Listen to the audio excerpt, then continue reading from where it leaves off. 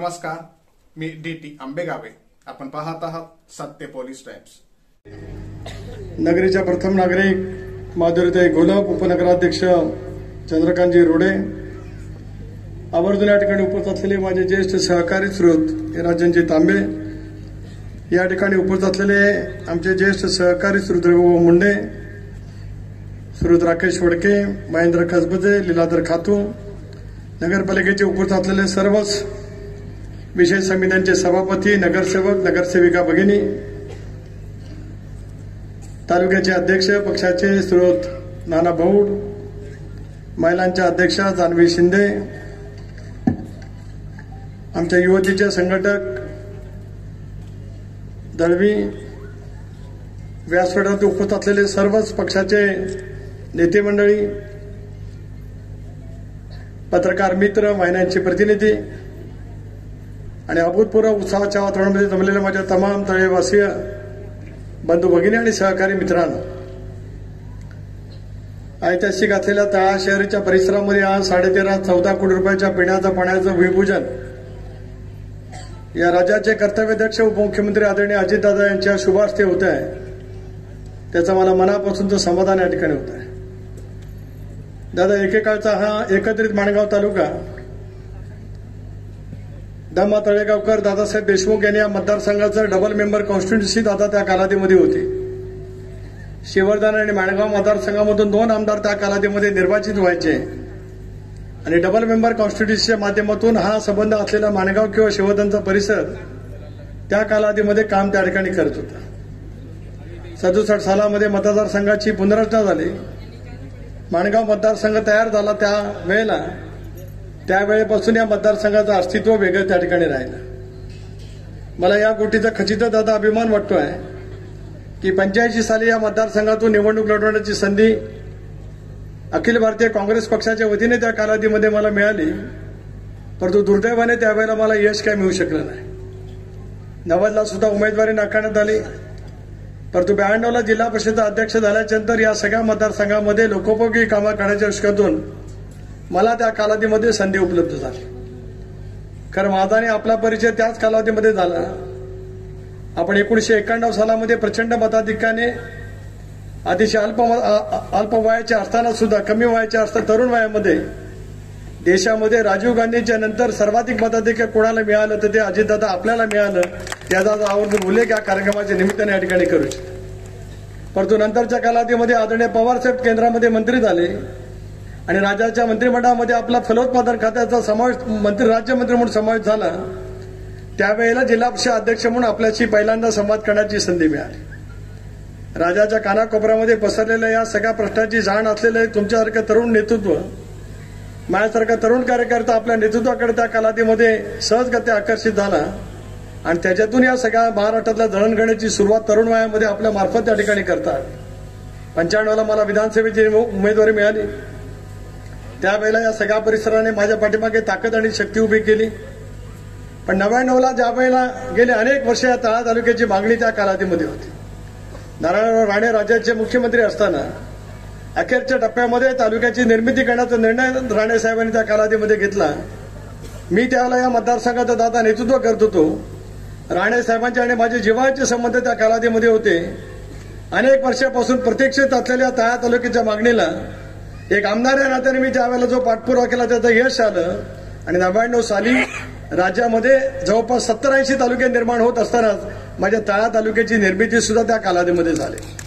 99ला राष्ट्रवादी काँग्रेस पक्ष स्थापन झाला. मी दुसऱ्यांदा निवडून गेलो आणि त्याच्यानंतरचा या कालखंडातला गेला 25 वर्षाचा प्रवास जर का आपण निश्चितपणाने अनुभवला, तळेकर या ठिकाणी या साऱ्या गोष्टीची साक्ष निश्चितपणे देतील की महाराष्ट्राच्या कानाकोपऱ्यामध्ये नव्या निर्माण झालेल्या तालुक्यामध्ये पहिल्या 5 तालुक्यामध्ये माझा तळा तालुका आहे. याचा आज आवर्जून उल्लेख या कार्यक्रमाच्या निमित्ताने या ठिकाणी मी करू शकतो. शिक्षण असेल, पायाभूत सुविधा असतील, पिण्याच्या पाण्याच्या ग्रामीण भागातल्या योजना असतील, दुर्गम डोंगराळ म्हणून बनवलेल्या या तालुक्यामध्ये सर्वंकषपैचा विचार करण्याचा, विकास करण्याच्या दृष्टीतून सामुदायिक शक्तीच्या बळावरती आम्ही त्या कालावधीमध्ये निश्चितपणाने काम करू शकतो. मला आठवतं मी जिल्हा परिषद अध्यक्ष होतो. मला असं वाटतं कदाचित मंगेश शेठ तुम्ही त्यावेळेला सरपंच असाल, ज्याचा उल्लेख मगाशी या ठिकाणी करण्यामध्ये आला. एका बोरवेलवरून या गावामध्ये पिण्याच्या पाण्याची योजना राबवली जात होती.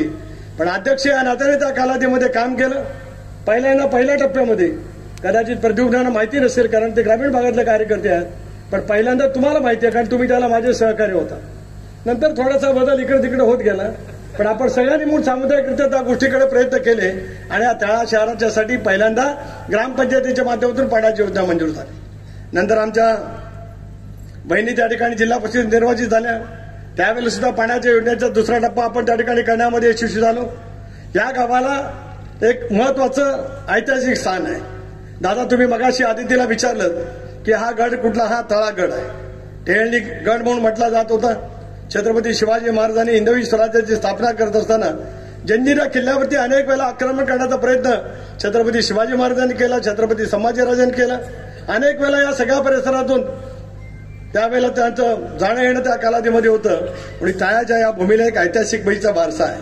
गेल्या अनेक वर्षामध्ये या सगळ्या परिसराचं नेतृत्व करत असताना ग्रामीण भागातल्या विविध विकासाच्या कामाला आम्ही चालना आणि शक्ती दिली. 99 सालापासून पंचायत समिती निर्माण झाली आणि 99 सालापासून ते आजपर्यंत तळा तालुक्यातल्या जनतेने सतत राष्ट्रवादी काँग्रेस पक्षाला या तालुक्यामध्ये सेवा करण्याची संधी दिली. सलग गेले 4 वेळेला सुद्धा पंचायत समितीच्या माध्यमातून आम्ही त्या ठिकाणी नेतृत्व करू शकतो. हा पक्ष प्रश्न पक्षाचा नाही. समाजाच्या विविध प्रश्नांची उकल करत असताना लोकांचा पाठिंबा पूर्णपणाने त्या ठिकाणी मिळाला. शाहू फुले आंबेडकरांची सामाजिक समता मनामध्ये ठेवत धर्मनिरपेक्ष विचाराला ताकद आणि शक्ती देण्याचा प्रयत्न केला तर लोकांचं पाठबळ मोठ्या प्रमाणावरती मिळतं हे तालुक्याच्या माध्यमातून सुद्धा मला पाहायला मिळालं. दादा 90 साली ज्याला उमेदवारी नाकारली गेली त्यावेळेलाच या तालुक्यामध्ये माणगाव तालुक्यातल्या सगळ्या सहकार्यांनी, प्रमुख नेत्यांनी, जे माळुंगे साहेबांचे आणि तटकरे साहेबांचे सहकार्य होते, त्यांनी पिटसेला त्यावेळेला बैठक घेतली होती. कदाचित तांबेना आठवत असेल तो क्षण, एल्मेना कदाचित आठवत असेल. त्या कालावधीमधले काही सहकार्य हयात नाहीत. त्यावेळेला सुद्धा माझ्यासारख्या कार्यकर्त्याला पाठबळ या तळा तालुक्याने मोठ्या प्रमाणावरती दिलं होतं. आज अनेक वर्षाचं स्वप्न त्या ठिकाणी साकारलं जात आहे. पिण्याच्या पाण्याची योजना सर्वंकषपैकी करावी. नगरपंचायती कशा पद्धतीने निर्माण झाल्या? राज्यामध्ये ज्यावेळेला लोकशाही आघाडीचं सरकार होतं, दादा त्यावेळेला पृथ्वीराज चव्हाण मुख्यमंत्री होते, आपण उपमुख्यमंत्री होतात. मी त्यावेळेला रायगड जिल्ह्याचा पालकमंत्री होतो आणि राज्याच्या कानाकोपऱ्यामध्ये असलेल्या वेगवेगळ्या तालुक्याच्या ठिकाणी अनेक ठिकाणी ग्रामपंचायती होत्या. त्या तालुक्याच्या मुख्यालयाच्या ठिकाणी असलेल्या ग्रामपंचायती लोकसंख्येने जरी कमी असल्या तरी शहराचा कालबद्ध पद्धतीने विकास झाला पाहिजे असं धोरण त्या कालावधीमध्ये घेतलं गेलं आणि त्याच्यातून नगरपंचायती अस्तित्वात आल्या. शिवर्धन मतदारसंघामध्ये तळा असेल, मसा असेल, माणगाव असेल या नगरपंचायती अस्तित्वात आल्या. त्यामुळे शहर आणि शहराला विविध विकासाच्या कामाच्या दृष्टिकोनातून आपल्याला गती त्या ठिकाणी देतात. एक बाब खरी आहे, आजही तळा असेल, शिवर्धन असेल, मसा असेल, ग्रामीण भागामधून दादा स्थलांतर खूप मोठ्या प्रमाणावरती झालं. दिल्ली मुंबई इंडस्ट्रियल कॉरिडॉर ज्या वेळेला राज्य सरकारने करायचं ठरवलं होतं, भारत सरकारने करायचं ठरवलं होतं, त्यावेळेला माणगावसह इंदापूर विभाग असेल, निजामपूर विभाग असेल, तळा तालुक्यामध्ये तशापैचं दिल्ली मुंबई इंडस्ट्रियल कॉरिडॉर व्हावा अशापैची भूमिका त्यावेळेला घेतली गेली होती. मी आता पालकमंत्री होतो. स्वाभाविकपणाने या तालुक्यामध्ये सुद्धा दिल्ली मुंबई इंडस्ट्रियल कॉरिडॉरच्या मार्फत काही जमिनी संपादित केल्या जाणार होत्या. पण त्यावेळेला राजकीय भूमिका खूप वेगळी होती. व्यासपीठावरती बसलेला कोणी वेगळं त्या कालावधीमध्ये मानून घेऊ नये. मी या ठिकाणी दिल्ली मुंबई इंडस्ट्रियल कॉरिडॉर आणतोय याला एक प्रचंड विरोध त्यावेळेला झाला. उद्धव ठाकरेंनी त्यावेळेला माणगावला सभा घेतली आणि त्याच्यावरती खूप टीकाटिप्पणी त्या कालावधीमध्ये झाली. नंतरच्या कालावधीमध्ये दिल्ली मुंबई इंडस्ट्रियल कॉरिडॉर या तालुक्यातला रद्द झाला. आज याचा उल्लेख आपल्यापैकी सहकार्याने या ठिकाणी मांडला की रोजगाराचे वेगवेगळे प्रश्न त्या निमित्ताने निर्माण होतात. दादा, जशी घारापूरची एलिफंटाची ऐतिहासिक लेणी आहे तशी माझ्या या तळा तालुक्यामध्ये बहुतकालीन असलेली कुड्याच्या परिसरामध्ये एक ऐतिहासिक स्वरूपाची लेणी त्या ठिकाणी आहे. अतिशय सुरेख पद्धतीची लेणी त्या ठिकाणी 12व्या शतकातली त्या ठिकाणी आहे. त्या सगळ्या परिसराचा विकास करण्यासाठी मी मंत्री असताना प्रयत्न झाले. पण आधी तिचं नशीब किंवा तिच्या ललाटी लिहिलं होतं की ती ज्या वेळेला राज्याच्या महाविकास आघाडीच्या सरकारमध्ये पर्यटन खात्याची मंत्री झाली त्याच्यातून 5 कोटी रुपयाचा निधी ज्यावेळेला मंजूर झाला, मध्ये स्थगिती मिळाली, सरकारमध्ये आपण सहभागी झालो आणि आता ती स्थगिती उठली आणि कुड्याच्या ऐतिहासिक लेणीचं काम सुद्धा त्या ठिकाणी सुरू झालेलं पाहायला मिळू शकतं. द्रोणागिरीचा पर्वत या सगळ्या परिसरामध्ये, इथे सुद्धा गिरणा मालाडाच्या परिसरामध्ये आज त्या ठिकाणी 5 कोटी रुपयाचा निधी मिळून ते एक ऐतिहासिक असं पर्यटनाचा क्षण उद्याच्या भवितव्याच्या कालावधीमध्ये त्या ठिकाणी निर्माण होणार आहे. सर्वांकष पैसा विकास होत असतानाच या तालुक्यातल्या रोजगाराच्या वरती मात करण्याच्या दृष्टीतून काही जाणीवपूर्वक प्रयत्न त्या ठिकाणी होत आहे. एका बाजूला पायाभूत सुविधा निर्माण करणं. मी ज्यावेळेला आमदार झालो त्यावेळेला या तालुक्यामध्ये ज्युनियर कॉलेज नव्हतं. या तालुक्यामध्ये मर्यादित माध्यमिक शाळा त्या कालावधीमध्ये होत्या. त्या माध्यमिक शाळांच्यासाठी सुद्धा प्रयत्न करता आले. हा सगळा शिक्षणाचा विभाग माणगाव शिक्षण प्रसारक मंडळाच्या ताब्यामध्ये होता. माणगाव तालुका शिक्षण प्रसारक मंडळाच्या ताब्यामध्ये होता. मी दादा त्याच्या कामामध्ये पुढाकार घेतला. त्याने विभाग शिक्षण प्रसारक मंडळाच्या कडे हा कारभार त्यावेळेला सोपवण्यात आला आणि त्याच्यातून आज ज्युनियर कॉलेज असेल, सिनियर कॉलेज असेल, वेदकांच्या मार्फत सुरू झालेल्या तंत्र शिक्षणाची वेगवेगळी दालनं असतील, ही सगळी दालनं या तालुक्यामध्ये शिक्षणाच्या दृष्टीकोनातून उपलब्ध करण्याचं काम गेल्या 20-25 वर्षामध्ये सातत्याने आम्हाला करतात. आज या पाण्याच्या योजनेचं भूमिपूजन होत आहे. आम्हाला आनंद आहे. सर्वांनीच पाठपुरावा केला. आमच्या माहिती आला नगराध्यक्ष होत्या, त्यांनी सतत आदितीकडे संपर्कही केला होता. जलसंपदाच्या खात्याच्याकडे या मावे धरणातून परवानगी मिळण्याच्यासाठी सतत प्रयत्नाची पराकाष्ठा सर्वांना त्या ठिकाणी करावी लागली. त्याच्यातून ती मान्यता त्या कालावधीमध्ये मिळाली. राज्यामध्ये आपण सगळे सत्तेवरती होतो. त्या कालावधीमध्ये पहिल्यांदा जलसंपदा विभागाची पाण्याची परवानगी मिळाल्याशिवाय स्तोत्र जोपर्यंत नक्की होत नाही तोपर्यंत पाण्याच्या योजनेला मंजुरी त्या ठिकाणी मिळू शकत नाही. सामुदायिक प्रयत्नाच्या माध्यमातून त्या ठिकाणी अशा वेळेचं काम निश्चितपणाने होतं. योजना ज्या वेळेला अंतिम टप्प्यामध्ये मुख्यमंत्री एकनाथराव शिंदेच्याकडे गेली, मला नम्रपणे या ठिकाणी सांगायचं आहे, माझे आणि एकनाथरावांचे सुद्धा जिव्हाळ्याचे संबंध अनेक वर्षापासून आहेत. 2004 सालामध्ये एकनाथराव ज्या वेळेला पहिल्यांदा विधिमंडळामध्ये निवडून आले त्यावेळेला कोयनेच्या प्रकल्पकांडे त्या भागातील आहे. या जिल्ह्याचा पालकमंत्री म्हणून ज्यावेळेला बैठका घेतल्या त्यावेळेला सुद्धा शिंदे साहेबांचा या भ्रष्टाचारासाठी सतत त्यांचा संपर्क असायचा. देवेंद्रजी जवळ ते सुद्धा ज्यावेळेला नागपूरचे महापौर होते तेव्हापासून तो संबंध आला. अनेक वर्ष गेली, 25 वर्ष राज्याच्या सत्तेच्या राजकारणामध्ये दादा आपल्यामुळे पक्षामुळे काम करण्याची संधी मिळाली असल्यामुळे कोणाचंही सरकार असलं तरी सुद्धा विकासाच्या कामाला आम्ही कधी मागे राहिलो नाही. 2014 मध्ये देवेंद्रजीचं सरकार आलं.